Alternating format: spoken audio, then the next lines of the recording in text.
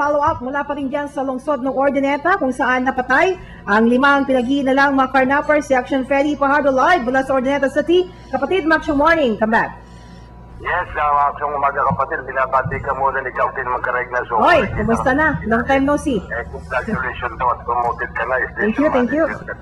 Pero Salamat hindi po. natin sila pwede makausap ko.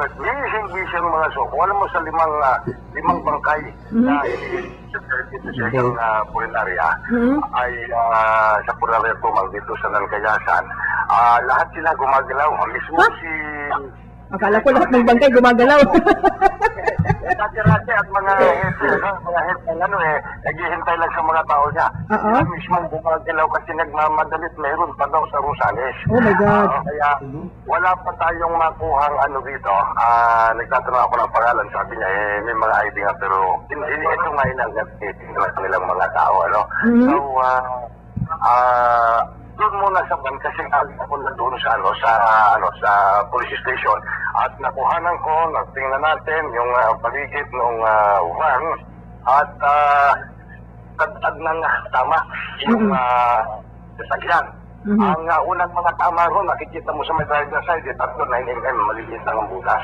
Okay. Ngayon, may mga pagganti ng putok galing sa loob kasi halata mo naman yung lata. Yes. Kahit hindi tayo kasi ang mga pulis hindi magsalita sa atin at soko daw ang magbibigay ng detalye pero busy nga ang soko.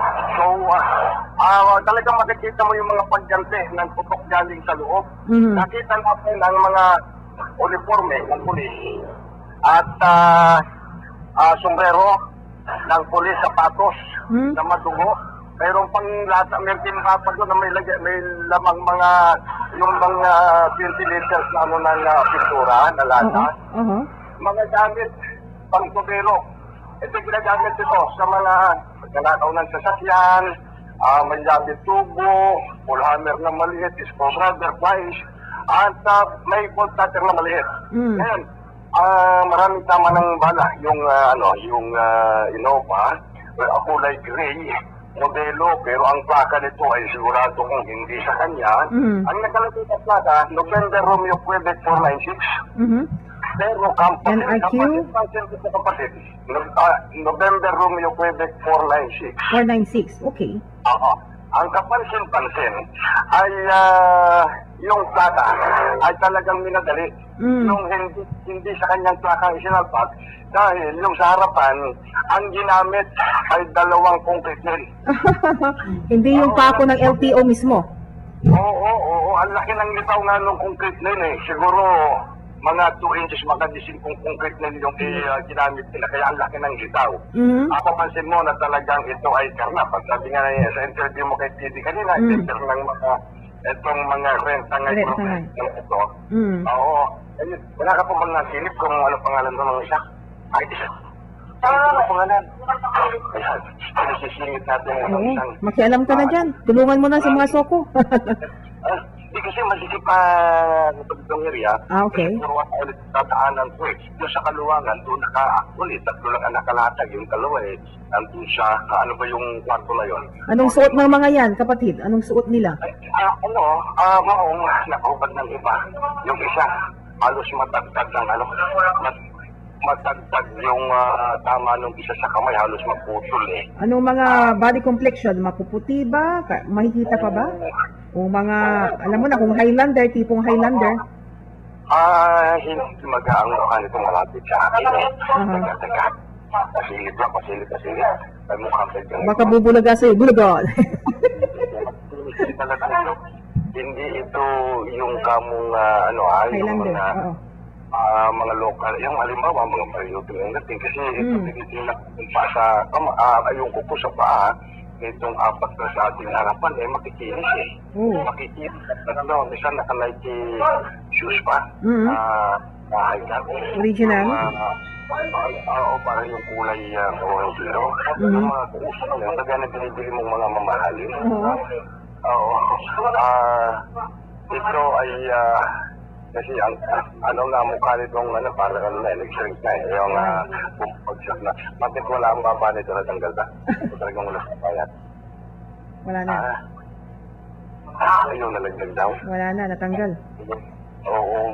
At kasi sa amin pa yung mga ipin, hindi naman tinutugtos ha. Inaano lang sinuswap na yun. Yun.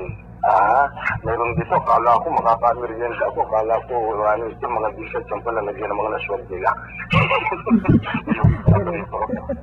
At nakaka-istorbo ka kasi sikip eh. Sinasunod doon ng mga ang soko, uniformado, intel ng police, ito pala yung mga intel. At medyo sa mga sandaling ito. Pero may mga nakuhang identification card din sa kanila, ha? May mga ganon. Sinasabi naman ng pulis to sa akin, sa soko, sabi naman ng soko, nakuha raw ng mga pulis. O kasi sabi ni PD kanina parang meron may mga nakuha mga ID sa kanila.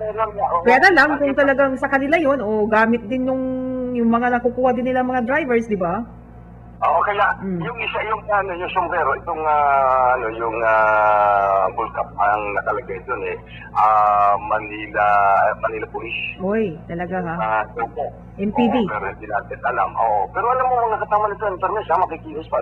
Hindi ito yung mga nakikita natin, yung mga nakatay pong bangka, yung napapatay, yung mga yung kutis. Kung magkatano, ito para mga nagpapaplulis tong mga ito. Nagpapascrub yata mga yan. Papascrub. Oo, totoo yan. Makinis ang mga panagin. At ang ating sinusutukan dito, wala bang pulis doon? Bakit nasa panso ng pulis? Yata ang kinasimus sa patay. Hindi. Ilagan. Okay, sige. Ayan. Dati, pero hindi pa kinukuman doon. Kapatid. Anong ginagamit ng baril? May baril ba yung mga tao dyan? Ipa-record mo, pakinggan mo muna po, Cesar, at ating iisa-isa na mga nakuha. Ito, pinakuha ng ID ha, Conrad, record mo, baka sakasakaling ito nga ang tunay. Pero hindi natin sinasabi na ang mga ID na nasa harap natin ay sila ito ang nakuha dito sa sasakyan ng mga biktima. Isang ID ng COMELEC, Commission on Election ID, nakapangalan kay Bandera Arnold Pilo. Bandera Arnold Pilo, ang kanyang date of birth ay November 4, 1968 at walang sinabi, walang address dito eh. Okay. Driver's license naman isa. Driver's license nakapangalan kay Chumiko Gilbert Bacunawa. Ang address na nakalagay dito ay number 429 Duriar Street, Santa Mesa, Manila. Itong si Chumiko Gilbert Bacunawa ay Street, Santa Mesa, Manila ang kanyang address. At may postal ID pa rin ditong isa nakapangalan kay Isguera Jomar de los Santos. At ito ay taga San Miguel, Bulacan. Isang may ID rito na parang ECC badge. Ronnie Chico, pero mga bata mo kasi nito, ito yung mga ID na inuulit lang po natin hindi ito ang siguradong pangalan ng mga napaslan. Kasi ang ID rito sa harap natin is hindi lang itong tao, no? Magkakalit, sir, okay. Ronnie Chico, doon sa sasakyan, Ronnie Chico, pero walang nakalagay, mukhang ito'y sa kumpanya Okay, ECC safety badge ang nakalagay dito, parang ID ito sa isang construction company. Okay. Ito sir, okay na ba ito? Ayun. Yan kasi mga bata ang mukha kagaya. Kapatid, Action Freddy, yung mga yan, nakuha sa body, sa nila, sa pantalon, ganon. O kung doon mismo sa loob ng sasakyan. Sa loob ng sasakyan. Okay. Nakuha itong mga identification na driver's license, pero hindi sa katawan kaya hindi mas direkta. Oo nga. Kaya ito, lalo ng ating mga autoridad, ating ganilinaw. Ito yung mga pangalan ng ID na nakuha dito sa Sasakyan. Innova Van sa sinakyan ng 5 napaslang. Okay. Kung nakikinig ang mga kamag-anak nito at nakakakilala sa mga pangalang nabanggit, magsadyawapan dito sa Ordaneta Police. O baka mismo yung mga pangalan na yan, buhay pa, mag-proceed na dyan, ano? Kaya nga, itong isa, Barangay Masalipit, San Miguel, Bulacan, itong Uy. si Gerard Chumar de los Santos. Layo. Nahihirapan din ang ating mga otoridad na i-confirm yung mukha dahil nasa iba yung picture niya, baka matamang picture ito. Napatay ang mukha. So, makipag-upayan na lang dito sa Tomang Funeral sa Lancayasan, Ordaneta City. Okay. Para sa kaukulang informasyon at Doman, no? Kapatid, Doman Funeral. So, Tomang. Okay, Thomas, okay. Tomang. Tango Oscar Mike Alsa November Gold. Okay, copy. Okay. Yes, ayun lang. Babalik tayo sa kaladagang detalye mula dito sa kita na Action Prairie Barber Nagulat Action Radio Pangasinan number 1. Action Radio Live Report. Okay mga kaibigan, maraming salamat kay kasamang Violi Valdez Perez. At siyempre, Action Radio Flash Report.